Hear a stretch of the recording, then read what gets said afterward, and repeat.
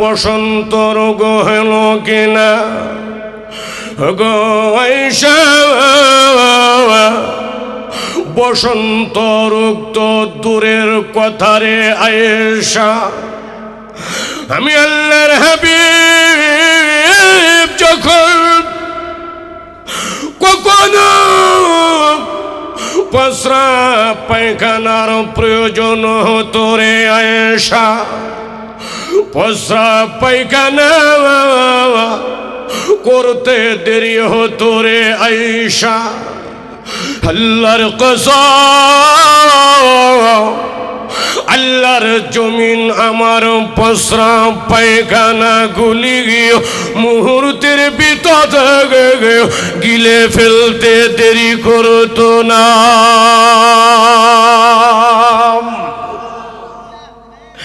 আয়েশা তুমি কেমনে বললা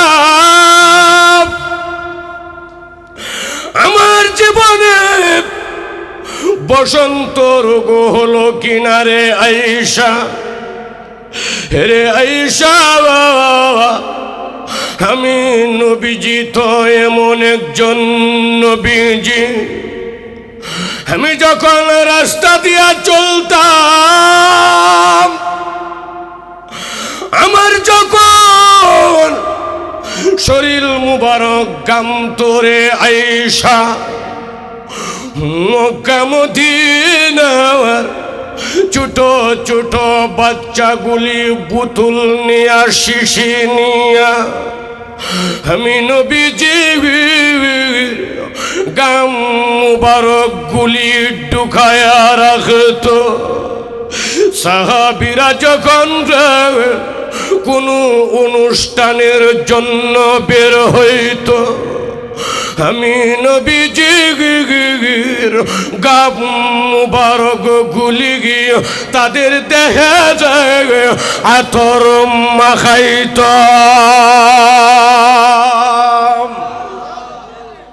আয়েশা তুমি কেমনে বললা যে আমার শরীরে বসন্ত রোগ হয়েছে কিনা আয়েশা ও আয়েশা এগুলি বসন্তের ডাক না রে আয়েশা দিনের দাওয়াত নিয়ে যখন তায়েফে গিয়েছিলাম তায়েফের ছোট ছোট বাচ্চারা আমার গায়ে যখন পাথর নিক্ষেপ করেছিল ওই পাথরের আঘাতে আমি রাসূলের দেহটা ক্ষত বিক্ষত হয়েছিল আজও পর্যন্ত এই দাগগুলি মিটে নেই রে আয়েশা এগুলি বসন্তের ডাক না রে আয়েশা এগুলি হলো পাথরের আঘাত আওয়াজ দিয়ে বলেন সুবহানাল্লাহ বলেন তো দেখি আরবি এই মাসটার নাম কি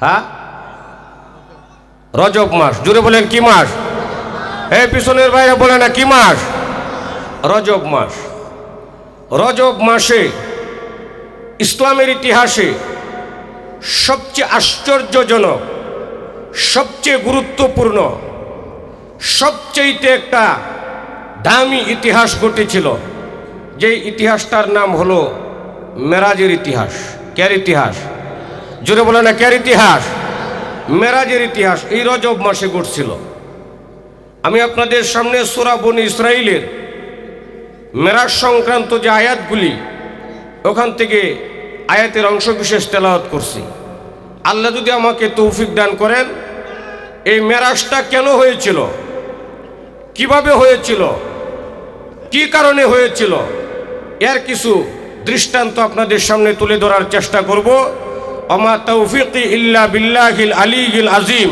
সকলে এক বাক্যে আওয়াজ দিয়ে চিৎকার মেরে বলেন আমিন আরো জোরে বলেন আমিন মুহতারাম হাজরিন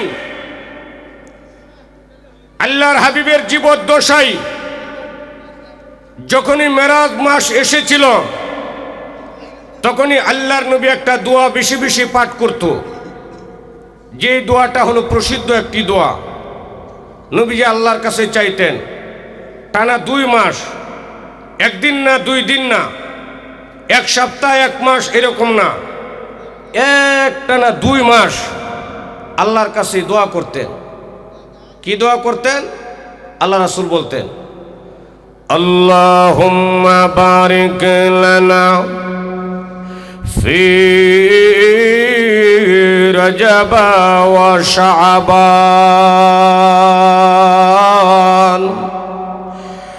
وبلغنا رمضان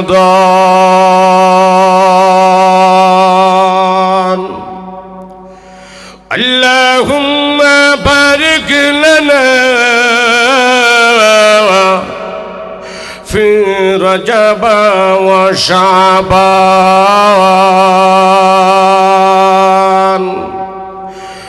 وبلغنا রমাদান। এই দোয়াটা করতেন আল্লাহ রাসূল। আল্লাহ কি বলতেন? আয় আল্লাহ, রজব মাস এবং শাবান মাসের পূর্ণ বারাকা, পূর্ণ বরকত আপনি আমাকে দান করুন। অতঃপর ওই যে দেখা যায় রমজান, আর মাত্র 2 মাস দেখা যায় রমজান, রমজান পর্যন্ত টেনে টেনে আমি রাসূলের হায়াত আপনি লম্বা করে রমজান মাস পর্যন্ত আমাকে বেঁচে থাকা তৌফিক দান করেন। কন্যা সুবহানাল্লাহ। আল্লাহর হাবিব দোয়া করতেন যে রজব মাস শাবান মাসের বরকত আমারে দেন, রমজান মাস পর্যন্ত হায়াত দেন, যেন রমজানের রহমত মাগফিরা, রমজানে যেন বেশি বেশি ইবাদত করতে পারি, আমার কপালে যেন 2টা সেজদা বেশি থাকে, জবানে যেন আপনার তসবিহ অল্প কিছু বেশি থাকে।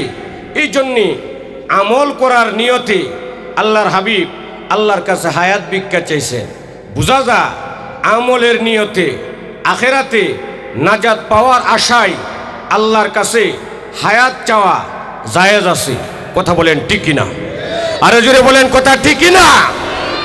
আমরা তো আমলের জন্য চাই না, অন্য কারণে চাই, দুনিয়ার জন্যে। কথা কয় না?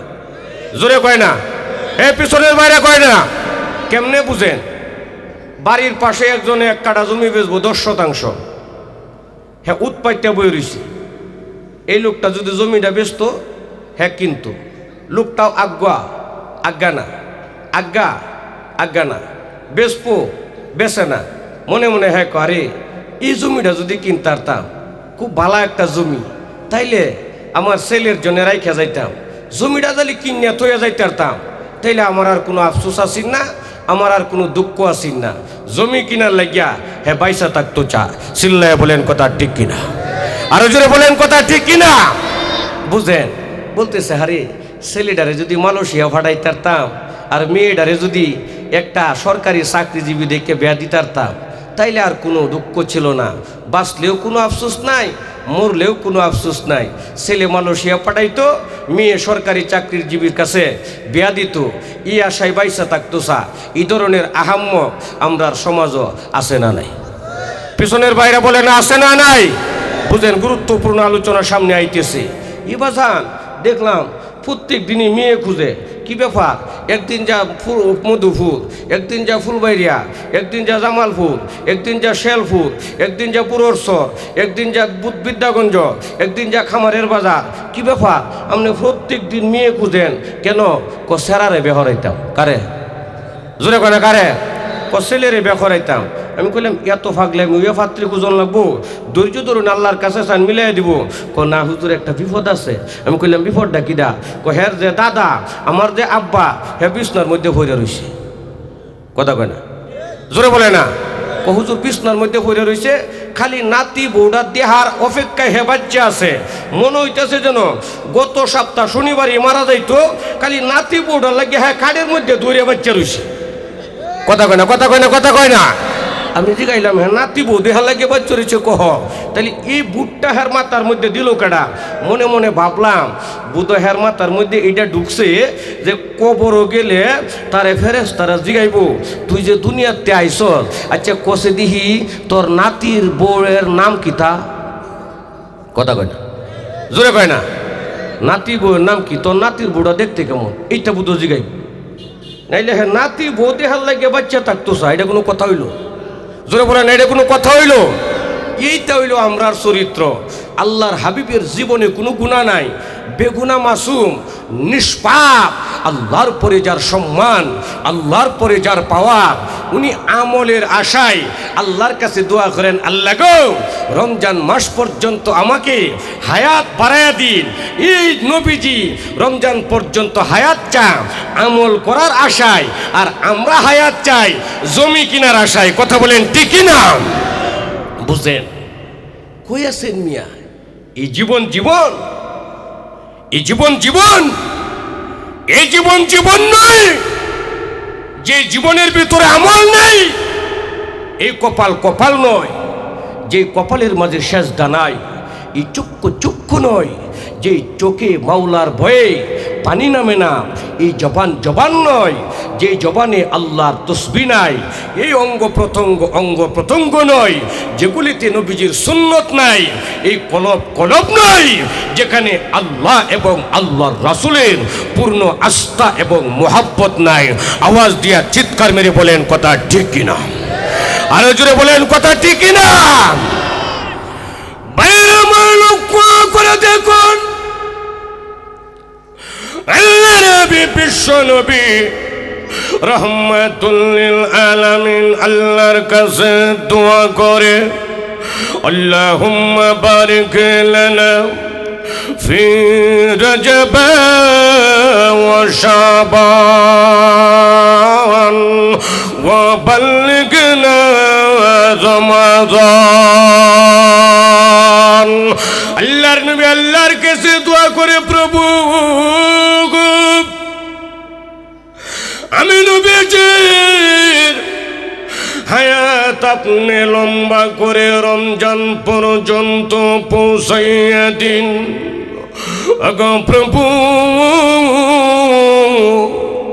রমজান পর্যন্ত আমি হাবিব বেঁচে থাকতে চাই। আওয়াজ দিয়ে জুড়ে জুড়ে বলেন সুবহানাল্লাহ। এই দোয়া করতেন আল্লাহর হাবিব। কিতাবের মধ্যে আসছে মেরাজের ঘটনা কেন আসতেছে শুনেন। নবীজি 3 বছর গৃহবন্দী ছিলেন। কয় বছর? জেল খাটেন আমরা দেশ, ওই সময় গৃহবন্দী ছিলেন। ঘর থেকে বেরোইতে পারছিলেন না, কারোর সাথে কথা বলতে পারতেন না, কোথাও যাইতে পারতেন না। কাফেররা নবীজিকে 3টা বছর গৃহবন্দী অবস্থায় রেখে দিছে।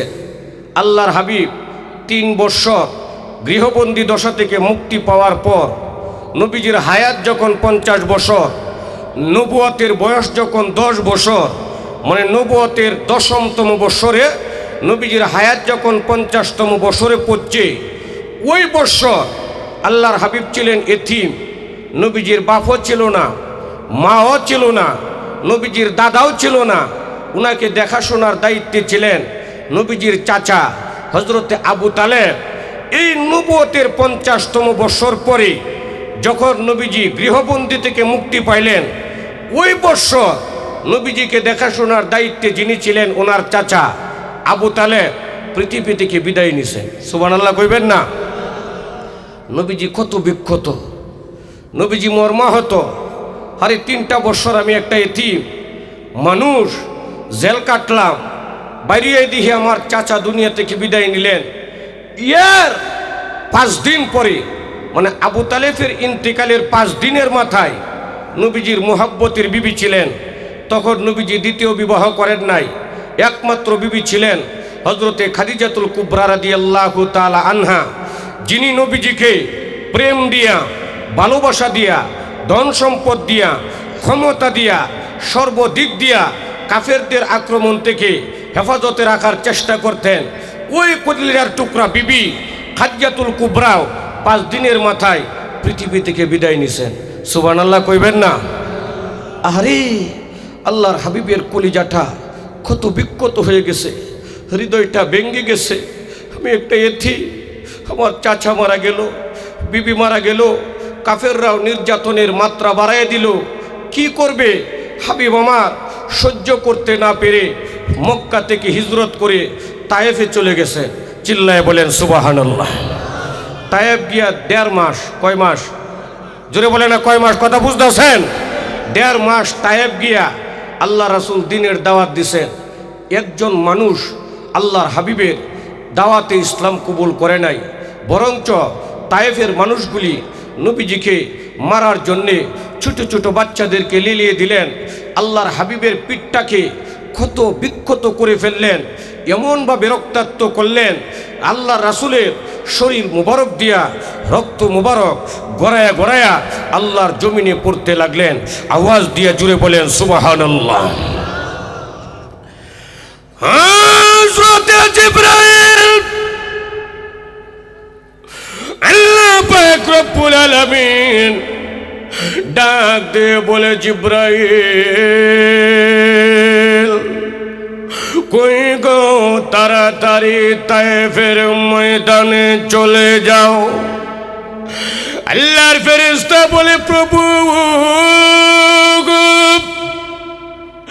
কে জন্যে তায়েফের ময়দানে যাব গো প্রভু, আপনি আমাকে বলেন। আল্লাহ পাক বলে, জিবরাইল রে যা দেখা গো, তায়েফের ময়দানে আমার বন্ধু রক্তাক্ত হয়েছে, রক্ত মুবারক গড়াইয়ে গড়াইয়ে মাটির দিকে নামতেছে। ও জিবরাইল জলদি করে তায়েফে যাও, আমার বন্ধু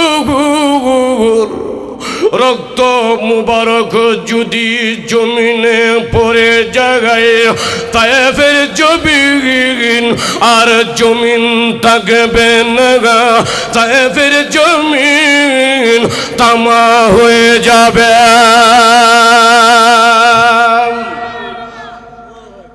রক্ত মুবারক যায় ধরে ফেলো। জিবরাইল আসছেন, আল্লাহর হাবিবের পা মুবারকের সাথে রক্তগুলি জমাট লেগে গেছেন, জমিনে পড়ে নাই। বন্ধুগণ বুঝেন, গুরুত্বপূর্ণ কথা মেরাজের সামনে আসতেছে। আল্লাহর হাবিব সাল্লাল্লাহু আলাইহি ওয়াসাল্লামকে হযরত আয়েশা রাদিয়াল্লাহু তাআলা আনহা পরবর্তীতে যখন বিয়া করছেন, আয়েশারে পিঠের মধ্যে একদিন তেল মালিশ করতেছে। সুবহানাল্লাহ কইবেন না? পিঠ মুবারকে তেল মালিশ করতেছে। হযরত আয়েশা দেখে ছোট ছোট গর্ত আল্লাহর হাবিবের পিঠ মুবারকের মধ্যে। হযরত আয়েশা আশ্চর্য হয়ে গেলেন, ডাক দিয়ে বলে, নবী গো একটা কথা বলবো। কই বলো। আল্লাহর হাবিবের কলিজার টুকরা বিবি হযরত আয়েশা কই, নবী গো ছোটবেলায় কি আপনার কখনো বসন্ত রোগ হয়েছিল? এমনি আল্লাহর হাবিব আশ্চর্য হয়ে গেলেন, ডাক দিয়ে বলেন, আয়েশা তুমি কি কথা বললা? আমার আবার বসন্ত রোগ হইতো কেমনে? ও আয়েশা, আমি রাসূল তো এমন একজন রাসূল, আমি হাবিবের গায়ে আল্লাহ তাআলা মশা আর মাছি বসা হারাম করে দিয়েছে। পিছনের বাইরে সুবহানাল্লাহ কইবেন না?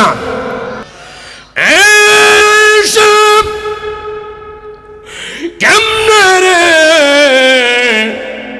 তুমি বললা আমার বসন্ত রোগ হলো কিনা?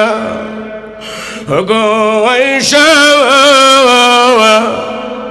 বসন্ত রোগ তো দূরের কথা রে আয়েশা, আমি আল্লাহর হাবিব যখন কখনো প্রস্রাব পায়খানার প্রয়োজন হতো রে আয়েশা, প্রস্রাব পায়খানা করতে দেরি হতো রে আয়েশা, আল্লাহর কসম আল্লাহর জমিন আমার প্রস্রাব পায়খানা গুলি মুহূর্তের ভিতর গিলে ফেলতে দেরি করতো না।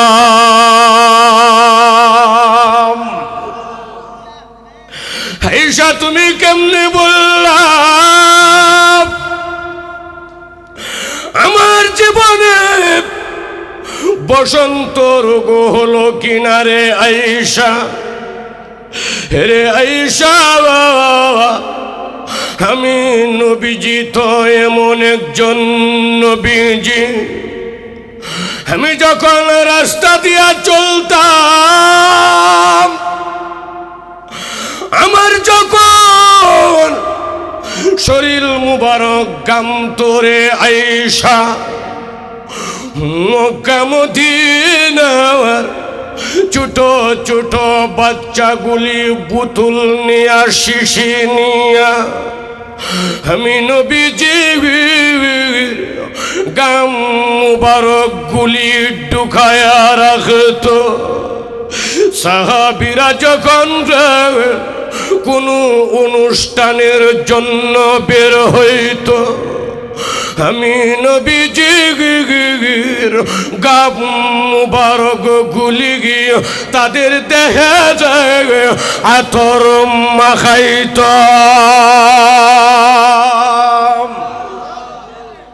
আয়েশা তুমি কেমনে বললা যে আমার শরীরে বসন্ত রোগ হয়েছে কিনা? আয়েশা ও আয়েশা, এগুলি বসন্তের ডাক না রে আয়েশা। দিনের দাওয়াত নিয়ে যখন তায়েফে গিয়েছিলাম, তায়েফের ছোট ছোট বাচ্চারা আমার গায়ে যখন পাথর নিক্ষেপ করেছিল, ওই পাথরের আঘাতে আমি রাসূলের দেহটা ক্ষত বিক্ষত হয়েছিল। আজও পর্যন্ত এই দাগগুলি মিটে নেই রে আয়েশা। এগুলি বসন্তের ডাক না রে আয়েশা, এগুলি হলো পাথরের আঘাত। আওয়াজ দিয়ে বলেন সুবহানাল্লাহ। বুঝেন মিয়া, কিয়ামতের কঠিন ময়দানে সাহাবাই কেরাম আল্লাহর হাবিবকে বলবে, নবী গো একটু সুপারিশ করে দেন। আল্লাহর হাবিব আপনি সুপারিশ করলেই আমরা জান্নাতও যাইতাম পারি, নবী গো একটু সুপারিশ করে দেন।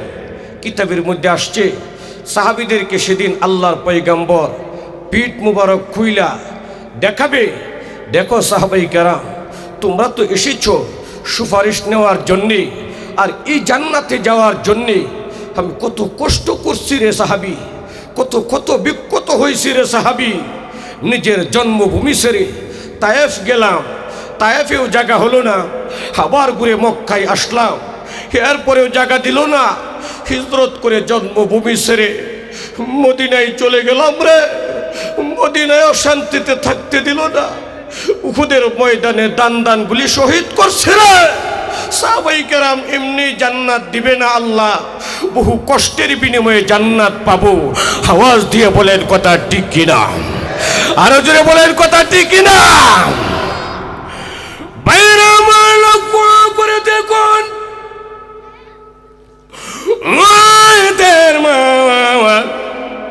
আল্লাহর পয়গম্বর তায়েফ থেকে ঘুরে আসার পরে কাফের বেঈমানরা নবীকে বলে, এরে মুহাম্মদ শুনছি তুমি নাকি নবী, তুমি নাকি পয়গম্বর, কই রে তোমার সম্মান কোথায়, ইজ্জত কোথায়? মক্কা আর তায়েফে ছোট ছোট বাচ্চারা তোমারে গালি দেয়, পাথর মারে। রে মুহাম্মদ তোমার সম্মান আর ইজ্জত কই? জুড়ে জুড়ে বলেন সুবহানাল্লাহ। আল্লাহর পয়গম্বর কান্দা ডাকতে বলে, প্রভু গো দেখো তোমার বান্দারা কি বলে, আমার নাকি সম্মান নাই, আমার নাকি ইজ্জত আর সম্মান নাই, এরা কি বলে? আল্লাহ বলে, নবী গো মক্কার কাফেরেরা আপনাকে কি সম্মান দিবে? ওগো পয়গম্বর আমার, আপনাকে আমি এমন সম্মানে ভূষিত করব গো পয়গম্বর, তামাম পৃথিবীর কোন মানুষ রে এই সম্মান পাবে না। তায়েফ থেকে ঘুরে আইছে কাফেররা, কো তোমার সম্মান কই? তোমার ছোট ছোট বাচ্চারা পাথর মারে, তোমার ইজ্জত কই? ছোট ছোট বাচ্চারা তোমার গালি দেয়। আল্লাহর হাবিব কান্দে। আল্লাহ কয় কান্দেন না, আপনাকে কয় সম্মান নাই, আমি আপনারে এমন সম্মান দিয়াম পৃথিবীর কোনো মানুষকে এই সম্মান আমি দিব না। সুবহানাল্লাহ কইবেন না? এ পিছের বাইরে সুবহানাল্লাহ কইবেন না? ওই সময় ওই বছর কাফেরদের এই কথার জবাব দিতে যাইয়া তারা যে কই তোমার সম্মান কই, আল্লাহ কম ধরে মেরাজ করায়াও। সুবহানাল্লাহ কইতেন না? মেরাজ করাবো, মেরাজ সপ্তম আসমান ভেদ করে তাম পৃথিবীর উপরে আরশে আজিমে আপনাকে আমি এনে দেখায় দিব আপনি পয়গম্বরের সম্মান আসেনি না নাই। জিরে কন্যা সুবহানাল্লাহ। জিবরাইল জলদি করে যা, মক্কার জমিনে চলে যারে জিবরাইল, আমার বন্ধু বিবি উম্মে হানির ঘরে ঘুমাইতেছে। জিবরাইল গো যাও আমার বন্ধুকে নিয়ে আসম। হাদিসের কিতাবের ভিতরে পাওয়া যায়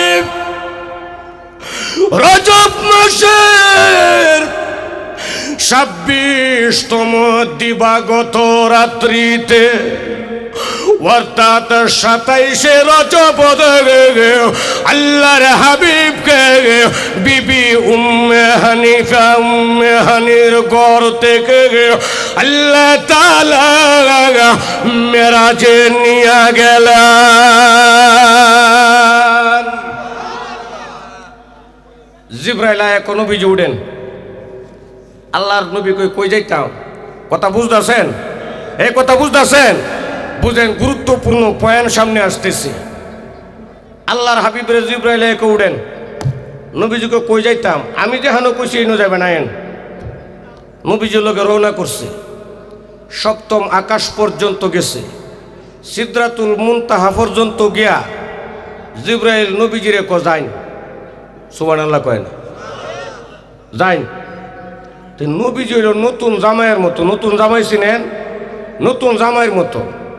নবীজিকে আমি রাস্তাঘাট কিচ্ছু চিনি না, তুমি আমারে উম্মে হানির গর্তে বাইর করে লইছ, তুমি আমারে কইছো আওয়ার লাগি আমি আইছি, তুমি আমারে কইছো হইলা ঈসা সালাম দিন দিছি, তুমি আমারে বলছো হইলা মুসা সালাম দিন দিছি, তুমি আমারে বলছো হইলা ইব্রাহিম সালাম দিন দিছি, তুমি আমারে বলছো আসেন, আমি তোমার সাথে সাথে আইছি। এখন যে তুমি আমারে কো যাওয়ার লাগিয়া, আমি তো এই এলাকার রাস্তাঘাট কিচ্ছু চিনি না, আমি কই যাইতাম? জোরে কইবেন না সুবহানাল্লাহ? নতুন জামাইয়ের মতো। নতুন জামাই চিনেন? এ চিনেন নাকি? বিয়ার দিন দেখবেন বোন জামাই একটা লোকে বইয়ে তাহে, কথা কয় না? হ্যাঁ, একটা রুমাল দেবো রয়েছে। তো বোন জামাই কইছে এলে তোমার চাচা শ্বশুর সালাম আলাইকুম, এলে তোমার মামা শ্বশুর সালাম আলাইকুম, এলে তোমার খালু শ্বশুর সালাম আলাইকুম। কয় না? কয় না? এজোরে বলেন কয় না? কয় না? বাট্টি লইয়ে বইছে, মুরুগ একটা দিছে অত বড়, লগে আরো 8-10টা রাক্ষস বইছি। কথা কয় না? আইতে দেরি, খাবলায় খুবলায় খাইতে দেরি না। তে সেইটা তো রুমাল দিয়ে বইয়ে রইছে। তে বোন জামাই কই খাস না খেয়া, খাস না খাইয়া তাছে না। কথা কয় না? খাস না কে? হ্যাঁ খায়া দে, কাজিয়া 40টা সব খায়া শেষ, জামাই হইল উপাস। কথা বলেন ঠিক না? হ্যাঁ, কিচ্ছু বুঝে না, নতুন জামাইয়ের মতো। অথচ বিয়ার আগের দিন বিকালবেলা বাপকে মুরব্বী এজন হ্যাঁ গল্প করে, মনে হয় যেন মুক্তাগাছা উপজেলাটা হ্যাঁ লাই চালাই তার। কথা বলেন ঠিক না? বিয়ার দিন হ্যাঁ কিচ্ছুই বুঝে না। আল্লাহর হাবিব এরকম নতুন জামাইয়ের মতো। জিবরাইল ক জান গিয়া হন আল্লাহ রাসূলকে কই যাইতাম। জিবরাইল ক একটা উত্তর দিছি, ওহন যে সুবহানাল্লাহ কইবাইন ও করে সামিয়ানা হড়াই আলবাইন। রেডি আছেন না ইনশাআল্লাহ? জিবরাইল কয় নবী গো শুনেন, এই যে দেখতেছই না, এটা হলো সিদরাতুল মুনতাহার বাউন্ডারি। তাম পৃথিবীর সব জায়গায় আমি জিবরাইলের আসা যাওয়ার পারমিশন আল্লাহ দিছে, আমি আসতে যাইতে পারি। কিন্তু সিদরাতুল মুনতাহা যে দেখতেছুন ইডার বাউন্ডারিটা ভিতরে যদি চুল পরিমাণ আমি জিব্রাইল যাই তাইলে আল্লাহর নূরের তাজাল্লিতে আমি জিব্রাইল জয়লা পুরিয়া সারকার হয়ে যাই আমরা। তাইলে বুঝেন জিব্রাইল যেন না যাইতারে আল্লাহ রাসুল হেই ন যা, তাইলে আল্লাহ রাসুলের সম্মান আবু জাহিল্লা কি দিব? আল্লাহ রাসুলের সম্মান আছে না নাই? আরে জোরে বলেন আছে না নাই? আল্লাহর পয়গম্বর এমন সময় সিদরাতুল মুনতাহার ভিতরে ঢুকলেন। যাইতেছেন হঠাৎ করে দেখে ওই যে দেখা যা আল্লাহর আরশে মহল্লা, জুড়ে জুড়ে বলেন সুবহানাল্লাহ। আল্লাহর আরশে মহল্লা দেখা যায়। আল্লাহর পয়গম্বর দুনিয়ার কথা মনে হয়ে যায়। ওই যে তুর পাহাড়ে হযরতে মূসা আল্লাহর সাথে দেখা করার জন্যে গেলেন। জুতার আল্লাহর পয়গম্বর মূসার পায়ে পরিধান করা। আল্লাহ বলে মূসা ফাখলানা আলাইক, জুতা খুলে তারপরে পাহাড়ে উঠো।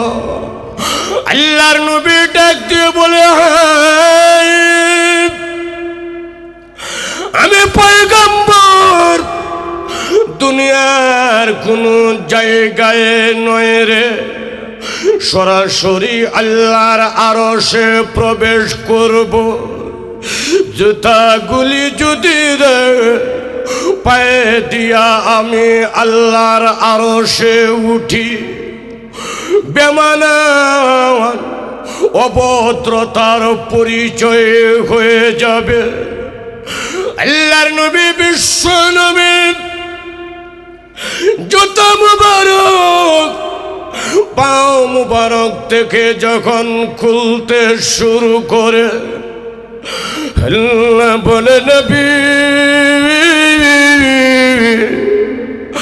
ও আমার পয়গম্বর আমার হাবিব, আপনি তো মুসা না যাবে, আপনি তো ইব্রাহিম ঈসা না গো, আপনি হারালেন আমি আল্লাহর হাবিবে আমার বন্ধু। ওগো পয়গম্বর আমার জুতা খোলার প্রয়োজন নাই, জুতা মুবারক পাও দিয়ায় আপনি আরশে ঢুকেন। নবীজি গো আপনার জুতা মুবারকের ভিতরে যে দুলা বালিগুলি লেগে আছে, দুলা বালিগুলি যদি আমার আরশ স্পর্শ করে, আপনার জুতার দুলার বরকতে আমার আরশের দাগাম আরো বেড়ে যাবে।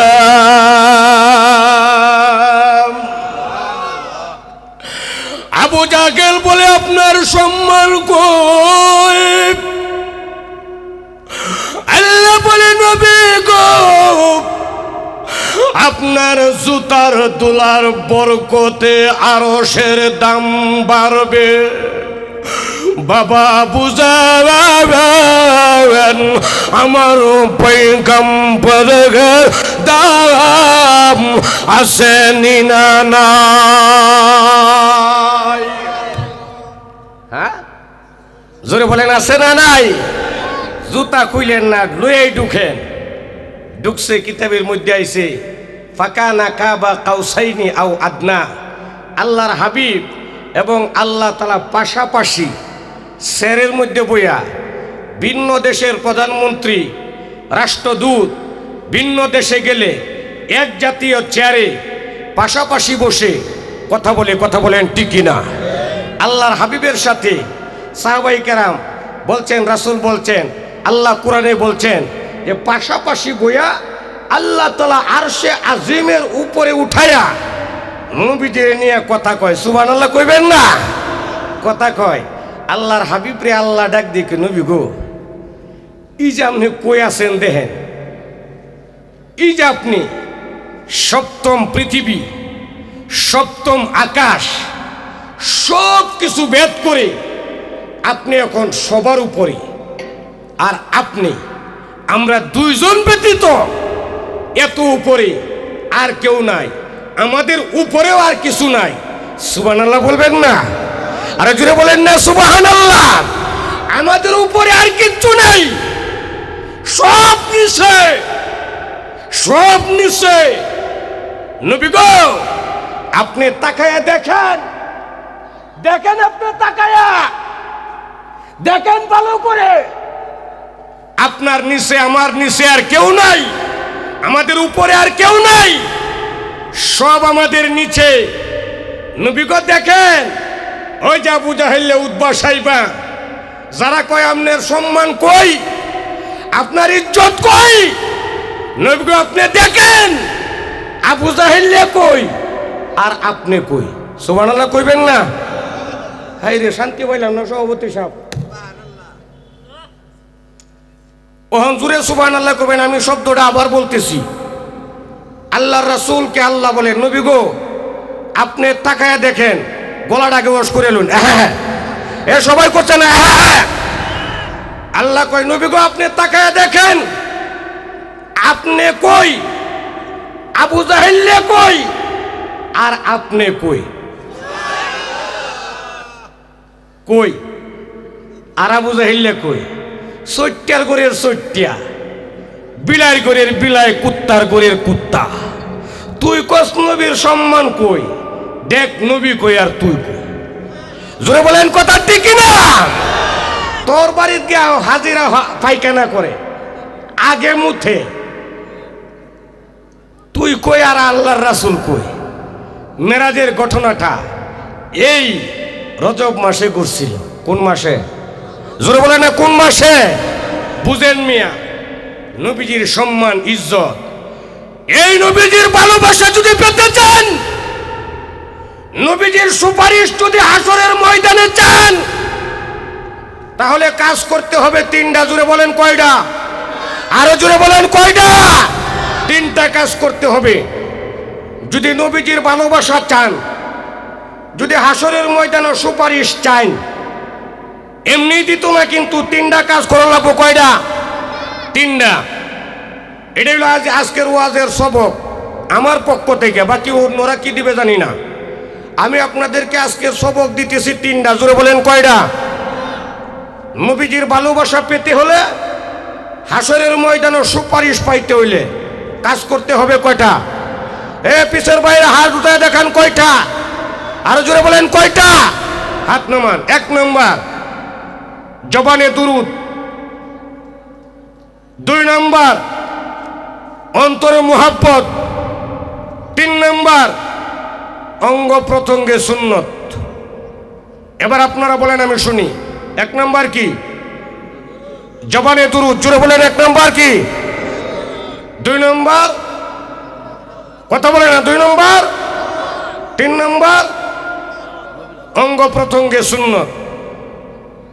যে বেশি বেশি দুরুদ পড়বে, শুনেন আল্লাহ রাসূল বলছেন, যে বেশি বেশি আমার শানে দুরুদ পড়বে, মৃত্যুর আগে একবার হলেও আমি তাকে স্বপ্ন যুগে দেখা দিব।